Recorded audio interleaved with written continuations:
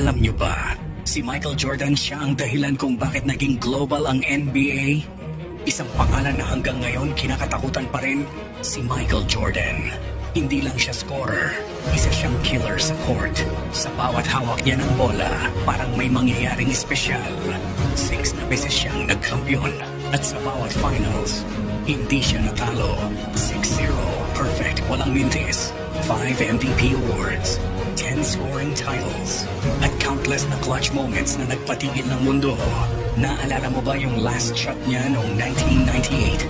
Isang crossover, isang tira, at boom, panalo ang Chicago Bulls. Hindi lang siya atleta, isa siyang alamat, isang inspirasyon sa bawat batang nangangarap.